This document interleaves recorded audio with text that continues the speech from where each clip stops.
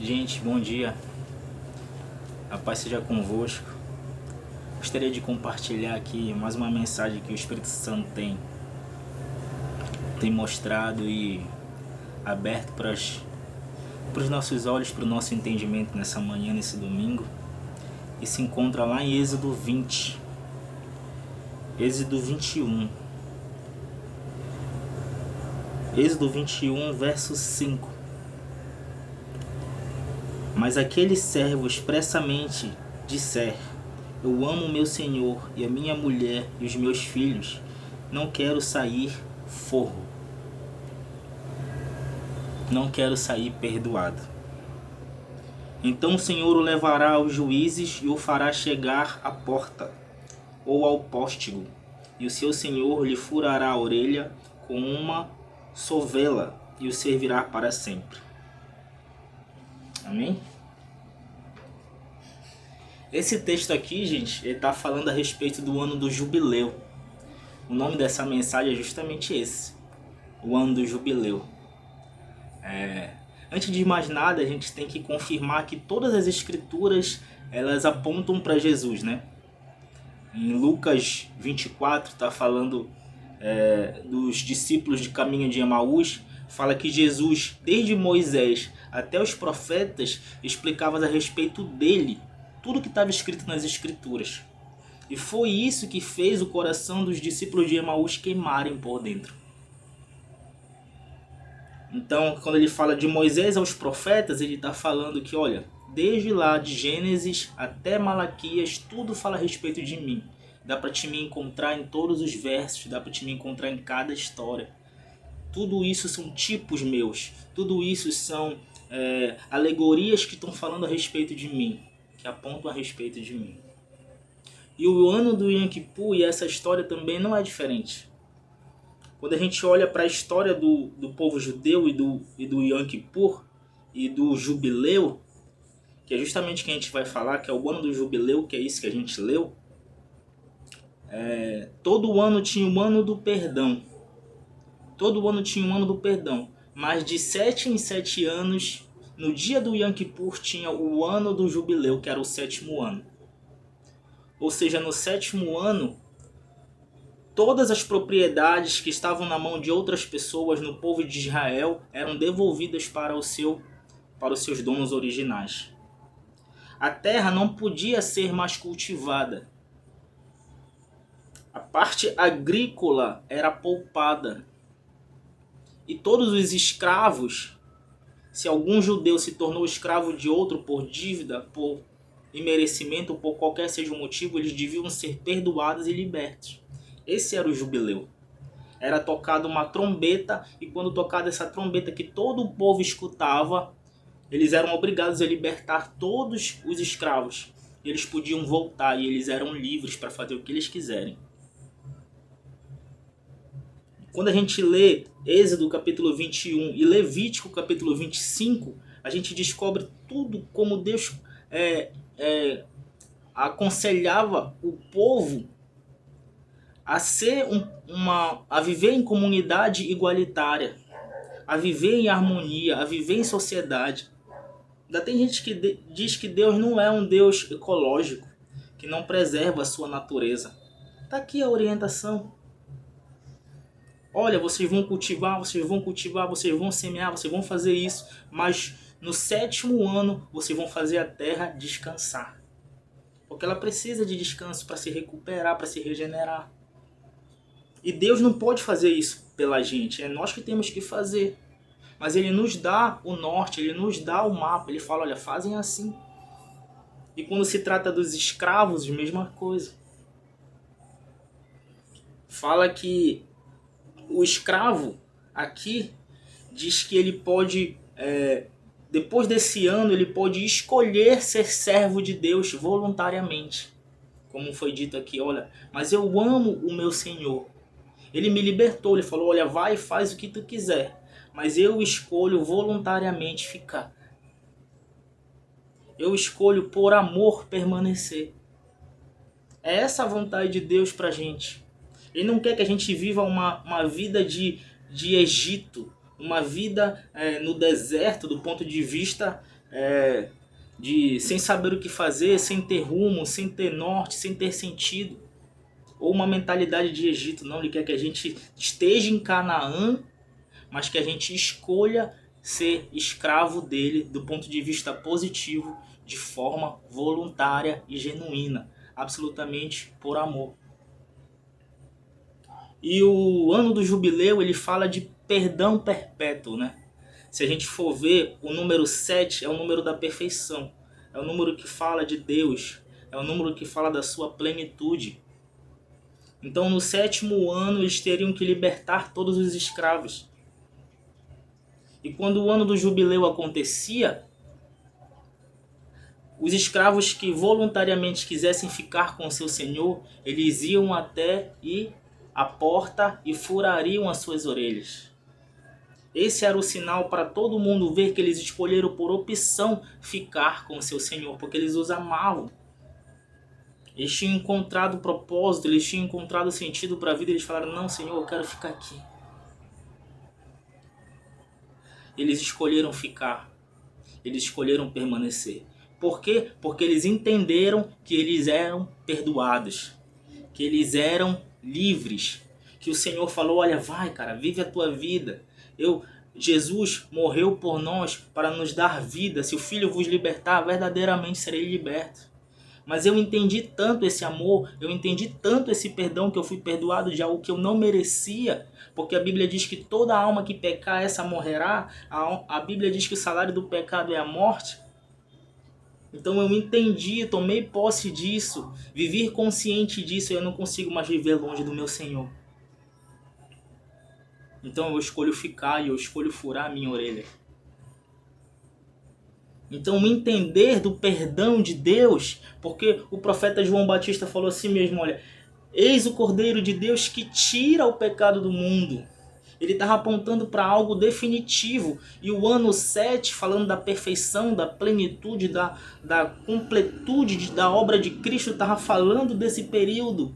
Que não precisaria mais esperar de 7 em 7 anos, que não precisaria mais esperar o Yom Kippur todo ano, não precisaria mais ouvir o som da trombeta de 7 em 7 anos para esperar o ano do jubileu, porque viria um tempo perfeito. Número 7, viria um tempo pleno. É por isso que a Bíblia diz, e veio a plenitude dos tempos, o tempo oportuno, o tempo perfeito, e Deus mandou Jesus. E ele é o Cordeiro de Deus que tiraria de uma vez por todas, definitivamente, o pecado do mundo. E quando a gente entende essa mentalidade, quando a gente entra nessa realidade, qual é o fruto disso? Qual é o reflexo disso?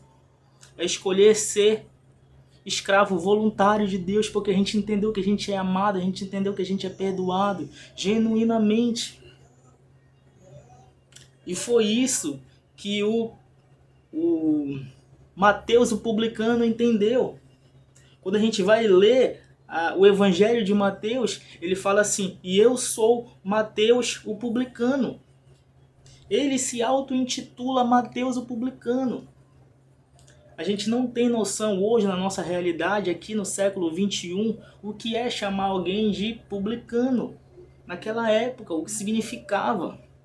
Se a gente fosse trazer essa palavra publicano para o tempo de hoje, é como se ele se intitulasse, olha, eu sou um político corrupto, condenado e que foi preso, mas foi solto injustamente. Então é esse Mateus publicano que ele escreveu. E ele estava falando com orgulho, ele estava falando com prazer. Por quê? Porque ele entendeu que ele havia sido perdoado. Então, quando a gente entende essa realidade do perdão, quando a gente tem esse senso absurdo da graça de Deus, do perdão de Deus, cara, a gente começa a se vangloriar das nossas fraquezas, e nada mais importa, e nada mais nos enche os nossos olhos a não ser a graça, a não ser o perdão. E a gente se torna escravo perpetuamente, mas escravo livre, escravo por opção. Então ele fala, olha, eu sou Mateus o publicano. Eu sou o pior das piores das pessoas, mas eu entendi o perdão de Deus. Eu entendi o ano do jubileu definitivo. eu sou o político corrupto, eu sou aquilo. É que nem como se eu, Vitor, pegasse o meu pior dos meus pecados e colocasse, explanasse em público para todo mundo. Olha, eu sou o maior mentiroso do mundo. Olha, eu sou a pessoa mais promíscua que existe no mundo. Olha, eu sou o pior das piores pessoas, mas eu estou aqui expondo para vocês entenderem o quanto eu fui perdoado. E quando a gente entende o quanto a gente é perdoado, a gente esquece, a gente deixa para lá a reputação, a gente não se importa com o que as pessoas vão pensar, a gente só quer dizer, olha, você também tem a chance de ser perdoado, de viver essa vida, de usufruir dessa vida. E Mateus o publicano entendeu isso e ele falou, ele expôs. E o contrário de Mateus o publicano é o apóstolo Paulo. O apóstolo Paulo diz, olha, eu sou da tribo de Benjamim. Quanto à lei, eu sou fariseu. Eu sou filho legítimo de pai e mãe judia e judeu. Quanto às tradições rabínicas, eu sou irrepreensível. Ou seja, o apóstolo Paulo é o contrário do Mateus o publicano. Enquanto o Mateus o publicano só tinha coisa ruim para falar, olha, eu sou o pior dos piores dos pecadores, mas eu entendi a verdade que me liberta, eu entendi o perdão definitivo, e hoje eu estou aqui, e hoje eu não sei viver outra vida, eu só sei viver aos pés dele. E o apóstolo Paulo era o contrário, já vai para a parte o quê? Da gente que se acha santo demais, que se acha perfeito demais, que acha que a gente está vivendo uma vida digna, uma vida justa diante de Deus. O apóstolo Paulo fala, olha, eu sou tudo isso, cara. Olha, eu fui até o terceiro céu, ninguém foi até o terceiro céu, eu vi coisas inexplicáveis lá, não consigo nem explicar para vocês. Mas tudo isso que um dia eu considerei lucro, Filipenses capítulo 2 fala sobre isso, tudo que um dia eu considerei lucro, hoje eu considero como perda. Tudo isso que eu já vivi, tudo isso que eu tenho, não tinha nenhuma pessoa mais intelectual que o apóstolo Paulo na face da terra. Não tinha nenhuma pessoa mais zelosa do que o apóstolo Paulo na face da terra. E tudo isso para que ele falou, tudo isso que um dia eu considerava lucro, que um dia enchia os meus olhos, tudo isso que um dia me movia, hoje eu considero como esterco, através do conhecimento de Cristo Jesus.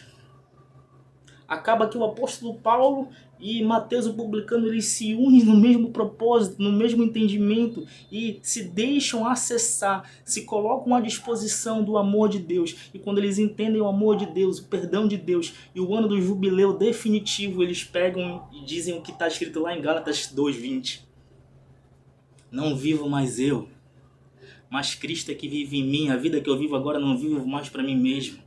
Não faz mais sentido viver para mim mesmo, não faz mais sentido eu viver na vida errada que eu tinha, porque eu entendi o perdão que me foi otorgado. Não faz sentido mais eu viver numa vida de autojustiça, de vanglória, de exibicionismo, de oportunismo, porque agora eu entendi e conheci o perdão de Deus. Agora se eu consigo viver para Ele, não tenho mais outra mente, não tenho mais outra visão, nada mais enche os meus olhos, porque eu entendi o quanto eu fui perdoado.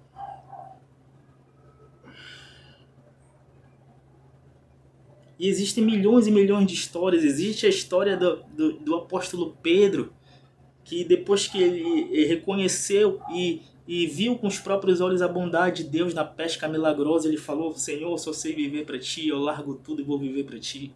Existe a história de Zaqueu também. A gente não sabe qual foi o diálogo de Jesus com Zaqueu, mas com certeza ele entendeu da graça, do amor de Deus, do perdão de Deus. E ele falou, olha Senhor, se for para te ter aqui na minha mesa, jantando comigo, aqui na minha casa, se for para te ter aqui no meu ambiente, aqui no meu lar, aqui dentro de mim, eu dou tudo que eu tenho para os pobres. E quem eu enganei e roubei, eu dou e devolvo 4 vezes mais. Esse é o entendimento do jubileu definitivo de Jesus Cristo. Não tem como a gente esperar outra mentalidade, outra postura, outro posicionamento, outra ação. Porque a gente acha que se a gente entender do amor de Deus, se a gente entender da magnitude do perdão de Deus, a gente vai viver uma vida promíscua, uma vida legalista, uma vida libertina, mas não, é totalmente o contrário disso. A gente se entrega, a gente se ajoelha, a gente se prostra e a gente só sabe viver para Cristo. Foi o que Maria fez na história de Marta e Maria. Jesus olhou para Marta e falou: Marta, Marta, Maria escolheu a melhor parte e dela isso não será tirada. Ela estava aos pés de Jesus porque ela entendeu o quanto aquilo era o propósito da vida dela, de estar aos pés de Jesus. E essa é a reação que nós vamos ter também quando a gente entender a magnitude do perdão de Deus. É por isso que em Lucas 7,41, esse é um dos meus versos preferidos da Bíblia, é o que mudou a minha mente, estão em quase todas as minhas pregações. Em Lucas 7,41 fala da mulher prostituta que entrou no salão onde estavam os religiosos e começou a beijar os pés de Jesus e quebrou o vaso de alabastro e começou a molhar os pés de Jesus, enxugar com seus cabelos e chorava e beijava os pés de Jesus. E Jesus falou para os religiosos, conhecendo a intenção do coração deles, falou: olha, quando eu entrei aqui vocês não lavaram os meus pés, quando eu entrei aqui vocês não me beijaram com um ósculo, que era o beijo santo, vocês não me trataram bem, mas essa mulher que vocês estão chamando, que tem uma reputação ruim, que tem um passado ruim, ela não para de beijar meus pés, enxugar os seus cabelos, e ela derramou um bálsamo caríssimo nos meus pés, ungindo os meus pés. Por quê? Porque apesar do passado dela, apesar da vida dela, apesar dos comportamentos antigos dela, ela me conheceu. E ela escolheu de forma ousada, porque a mulher não podia se apresentar assim naquela época, na frente de todo mundo, na casa que não era dela. Principalmente aquelas que eram famosas por uma reputação ruim. E ela foi ousada e ela entrou aqui, ela não para de beijar, ela não para de enxugar, ela não para de chorar aos meus pés. Por quê? Porque ela entendeu que ela é muito perdoada. E aquele que entendeu que é muito perdoado, muito vai amar o seu benfeitor, muito vai amar aquele que o perdoou de forma definitiva. Então, se a gente entende que o ano do jubileu foi um ano definitivo, se Jesus veio cumprir o ano do jubileu de forma perpétua, de forma plena, 100%, porque o 7 fala de perfeição, fala de 100%. Quando a gente entende isso, não tem como a gente não amar aquele que nos perdoou de uma forma absurda. Então essa é a reflexão do dia de hoje.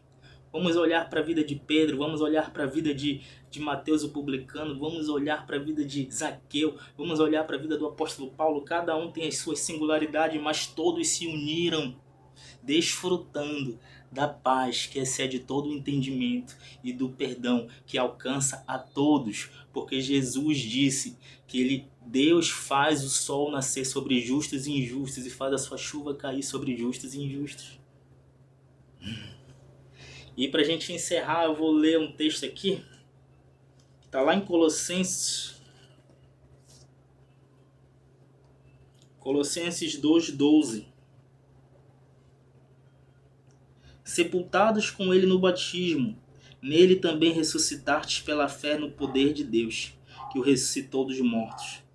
E quando vós estavais mortos nos vossos pecados e na incircuncisão da vossa carne, estávamos mortos nos nossos pecados e na incircuncisão da vossa carne. Está falando de passado. Vos vivificou juntamente com Cristo. Onde que está a nossa vida hoje? Está juntamente com Cristo, porque nós fomos revertidos do Cordeiro, nós fomos introduzidos na videira verdadeira. Nós somos corpo do cabeça que é Cristo, não existe mais separação, é a mesma vida que Ele quer pra gente. Falta a gente usufruir, ir lá e pegar. Vos vivificou juntamente com ele, perdoando todas as vossas ofensas, todos os nossos delitos, em outras traduções, todos os nossos pecados, todos, ou seja, é um perdão pleno, é um perdão que Jesus veio nos tirar desse entendimento, dessa realidade, dessa posição.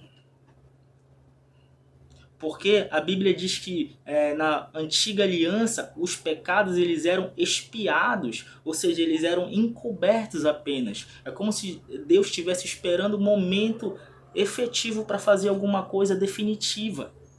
Então ele só encobria para não outorgar no povo, para não jogar para cima do povo. Então ele encobria temporariamente até que definitivamente o Cordeiro de Deus viria e tiraria o pecado do mundo. Então, é por isso que a Bíblia diz que Jesus não é a expiação dos nossos pecados, ou seja, Jesus não encobre os nossos pecados. Jesus é a propiciação dos nossos pecados. E propiciação é diferente, está falando de favor, está falando de defesa. Ou seja, Jesus, quando ele pagou os nossos pecados, morreu a nossa morte para que nós pudéssemos viver a sua vida, ele não somente nos deixou no 0 a 0. Ele me perdoou. Agora eu voltei para a estaca zero. E agora, a partir daqui que eu estou na estaca zero, eu que vivo a minha vida. Eu agora que vou tomar minhas decisões, vou fazer as minhas coisas. E agora eu que tenho que me santificar. Não, Jesus é a nossa propiciação. Ele não somente nos deixou no 0 a 0, mas ele se tornou nosso favor.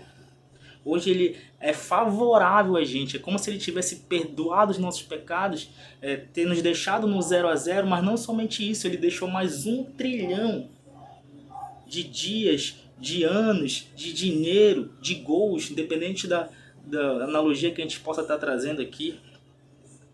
Então Jesus nos tirou da nossa dívida, nos deixou no 0 a 0, mas ele não somente nos deixou no 0 a 0, ele pegou e deixou mais 1 milhão de gols na frente. Ou seja, é impossível a gente querer voltar para o 0 a 0. É impossível que a gente faça ou deixe de fazer, a gente voltar para a nossa posição negativa. É por isso que o profeta Isaías fala assim mesmo: olha, todas as nossas obras de justiça são como trapo de imundícia para Deus. Tudo aquilo que a gente imagina e tenta fazer de bom é trapo de imundícia para Deus. Por quê? Porque Deus já está satisfeito em Cristo, porque Cristo já deixou 1 trilhão a 0 para a gente. Não tem como a gente voltar mais e nem perder mais o jogo. O jogo não é perdido mais. É por isso que ele nos chama de mais que vencedor. É por isso que em João capítulo 4, verso 37 fala assim mesmo: olha, um só plantou, mas vocês agora semeiam. A gente só tem que semear. E qual é o nosso entendimento de semear? Quando a gente entende que a gente foi perdoado, cara, a gente só quer se tornar escravo. Senhor, o que o Senhor quer de mim? Como diz o profeta: eis-me aqui, envia-me a mim. O que o Senhor quer de mim? Porque eu já entendi que o Senhor ganhou o jogo para mim. E não foi disputado. E não foi nos pênaltis. Aqui, nesse mesmo verso, vai dizer que Deus triunfou sobre os principados e potestades e diabo. Ou seja, não foi uma vitória apertada, não, foi 1 trilhão a 0, a gente está ganhando de folga. Então não tem como, quando a gente entende essa realidade, fala assim: o que o Senhor quer de mim? Porque olha o que o Senhor me deu. Romanos capítulo 5, versos 25, fala assim mesmo que Jesus morreu para perdão dos nossos pecados, mas ele ressuscitou para nossa justificação. Ou seja, quando Jesus morre, ele não somente nos perdoa os nossos pecados e nos deixa a léu, e nos deixa à deriva. Olha, eu já perdoei vocês, já fiz a minha parte, já está consumado, agora pronto, agora é com vocês, vão, porque eu já perdoei vocês. Não, mas ele ressuscitou para nossa justificação. Então ele nos perdoa e não deixa no 0 a 0. Ele nos perdoa e nos enriquece através da sua herança, nos dando a vida que ele mereceria se ele vivesse aqui e se o pecado não tivesse existido. A partir daí, essa é a nossa vida, porque ele morreu para nossa justificação. E quem é o único justo é ele. Então ele está falando: vivam a vida que eu viveria se eu estivesse aí, colonizando a terra, invadindo a terra com a eternidade que eu estou trazendo para cá. É por isso que ele fala: olha, mudem a mente de vocês, porque o reino dos céus chegou, está aqui agora. Talvez vocês achavam que depressão era uma coisa natural aqui nessa terra. Talvez vocês achavam que miséria era uma coisa natural aqui nessa terra. Talvez vocês achavam que uma vida libertina era uma coisa natural. Mas eu estou dizendo que existe provisão. Eu estou dizendo que vocês podem trazer as realidades do céu para cá. Eu estou dizendo que vocês podem operar milagres, coisas tão grandes que até eu mesmo não fiz. É por isso que o apóstolo Paulo fala assim mesmo: olha, e os sinais seguirão os que creem. Aqueles que creem é o sinal que segue essas pessoas. Não é a gente que vai atrás dos sinais. É os sinais que nos seguem. Os sinais seguirão os que crerem. Tocarão nos enfermos e serão curados. Tocarão nos leprosos e serão curados. Olharão para as pessoas mancas, coxas e serão curados. E ele cita um bocado de coisas, sinal que nos segue quando a gente tem esse entendimento do perdão, da graça. É por isso que Deus chega para o apóstolo Paulo e fala, olha, minha graça te basta. Porque quando tu entende do perdão que te foi concedido, não tem como tu querer viver outra vida. Só para encerrar, vou terminar de ler o texto aqui.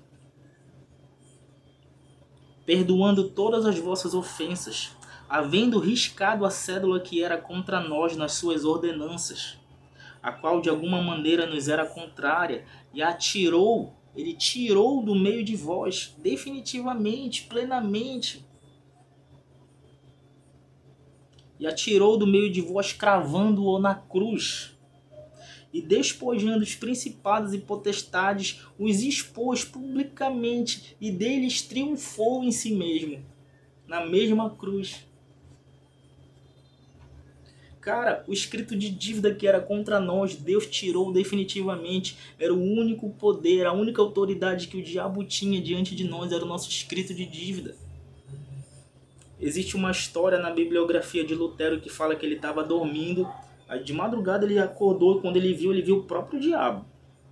Aí o próprio diabo chegou para ele e disse, o diabo só sabe nos acusar. A única arma que ele tem contra nós é nos acusar. E ele chegou listando um bocado de pecados de Lutero. Quem é tu para vir pregar justificação pela graça? Que tu vem pregar justificação pela fé? A igreja já existe há muito tempo. Já existem pessoas pregando aí fidelidade, obediência, comprometimento há muito tempo. E tu vem agora querer falar que tu é justo diante de Deus? Quem é tu? E ele pegou e listou todos os pecados de Lutero. Olha, tu fazia isso. E a gente sabe, quando a gente conhece um pouco da história de Lutero, que ele era muito legalista. Que ele era muito... Ele se cobrava muito em questão de confissão de pecado, em questão de se santificar, de se sacrificar. E ele se autoflagelava, porque ele entendia que ainda devia muito para Deus. Então, quando ele começou a entender essa mentalidade de Romanos capítulo 1, que o justo vive pela fé, aí ele pegou o papel assim, ele olhou, aí ele escreveu o negócio lá, devolveu pro diabo, e quando o diabo olhou, ele falou, tá pago. Já tá tudo pago, e a história conta que ele voltou a dormir o sono do justo. É isso, cara. Quando a gente entende isso, não tem como, nada mais pode nos tocar. É por isso que em 1 João capítulo 4, diz assim mesmo, olha, os nascidos de Deus o diabo não toca. Por quê? Porque a gente está hoje assentado com Cristo nas regiões celestiais e ele não pode ir até lá. É essa mentalidade, quando a gente entende essa mentalidade e se posiciona nessa mentalidade, mano,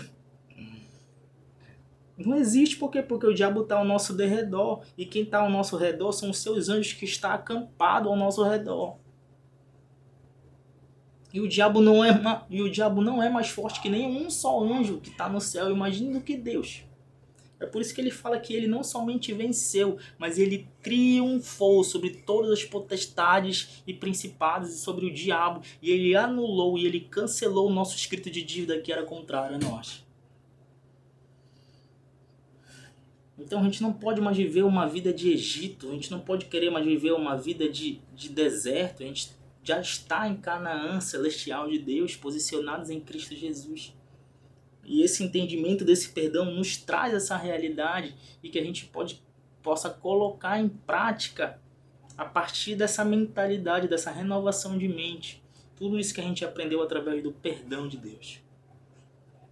Então não vivamos mais uma vida de escravos, cara.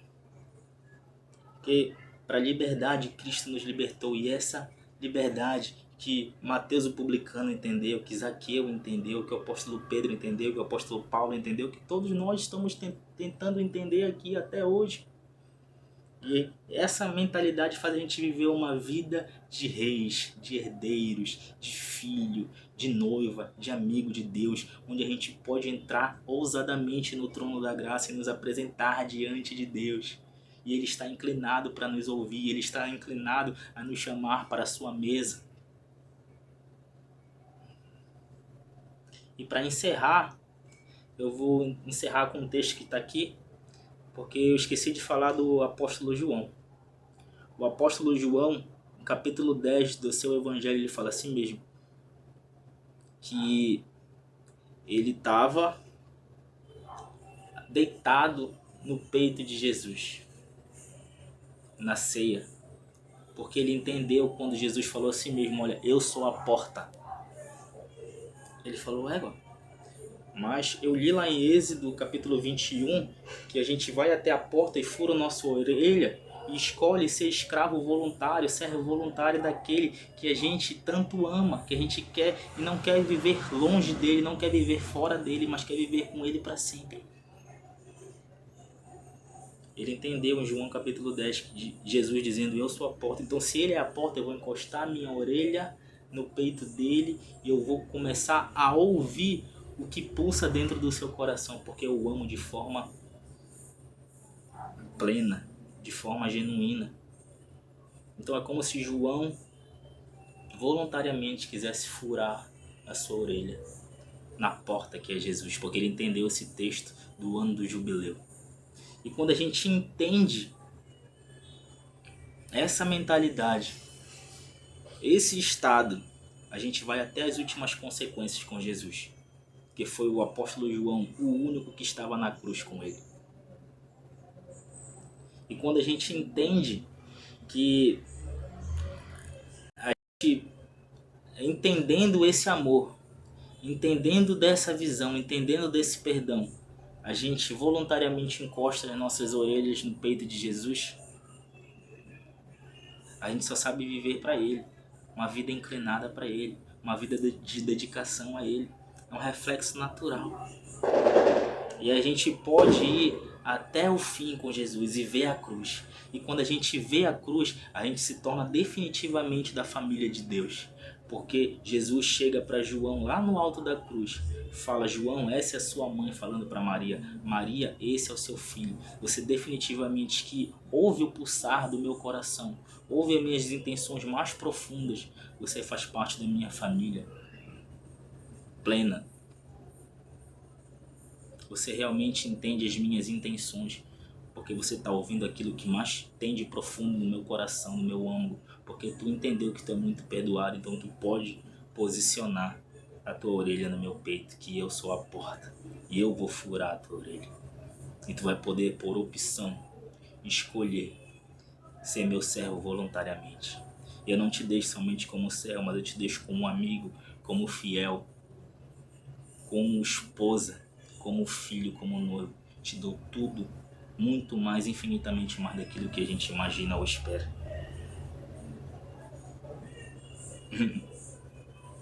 E é engraçado que quando o apóstolo João ele vai se auto-intitular, ele podia se intitular de várias formas.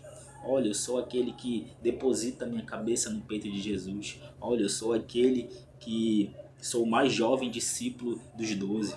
Olha, eu sou aquele que viu a cruz. Olha, eu sou aquele que estava aos pés da cruz junto com Jesus. Olha, eu sou aquele que foi o único que não abandonou Jesus. Mas quando ele vai se intitular nas suas epístolas, quando ele vai se intitular no seu evangelho, porque ele entendeu o jubileu, porque ele entendeu o Cordeiro de Deus que tiraria o pecado do mundo, porque ele entendeu aquilo que o profeta Isaías falou assim mesmo em Isaías 52, que Jesus quando estava na cruz, ele estava tão desfigurado que ele não se parecia mais um ser humano. Quando ele viu aquela cena, quando ele viu aquele palco, quando ele viu aquela realidade, ele falou, não, tudo que eu poderia dizer sobre mim aqui não faz mais sentido. Eu só posso dizer a respeito dele, do amor dele, eu só posso dizer o quanto eu sou perdoado, só posso dizer o quanto ele me justificou, só posso dizer o quanto ele me santificou, eu só posso dizer o quanto ele me deu o meu valor, eu só posso dizer o quanto ele me capacitou. Então eu vou dizer aqui que eu sou o discípulo a quem Jesus ama. Não importa mais o que eu faço, não importa mais as minhas obras de justiça, não importa mais os meus posicionamentos, não importa mais as minhas ambições. Eu me auto-intitulo e me autodefino aquele que é realmente e radicalmente amado por Deus. Quando a gente se depara com isso, não adianta, mano. Não tem pra onde correr, não tem outra vida, não tem nada melhor, não tem mais nada que faça sentido. Eu vou cantar um louvor aqui que fala um pouco a respeito disso.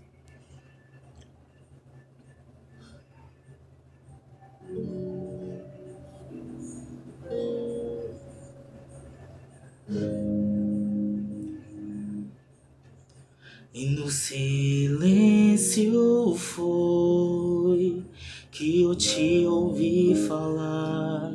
E no deserto fui alimentado por ti. E no secreto foi que então eu descobri que não se tratava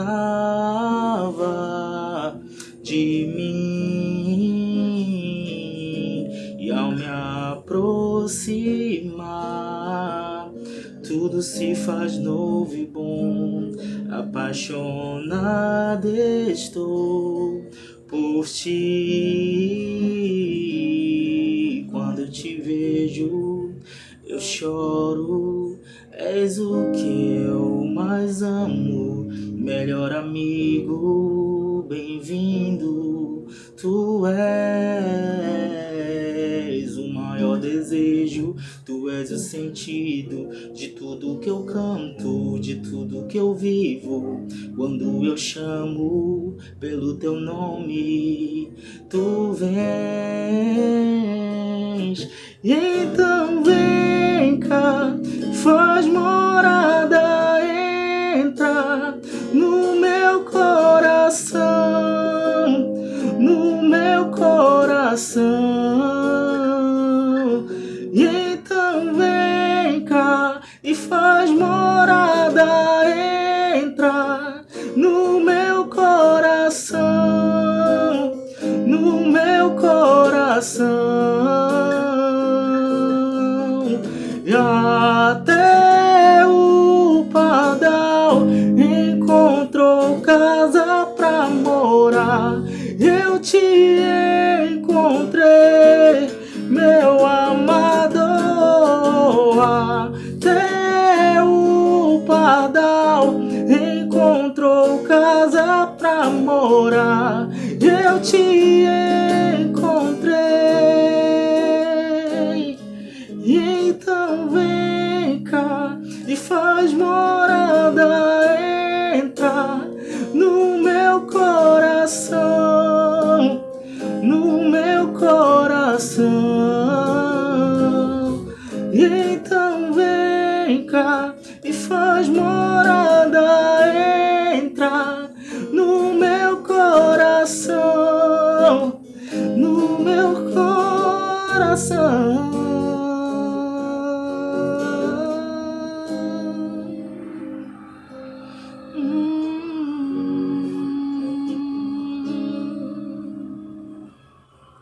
Paz, amados, Deus abençoe.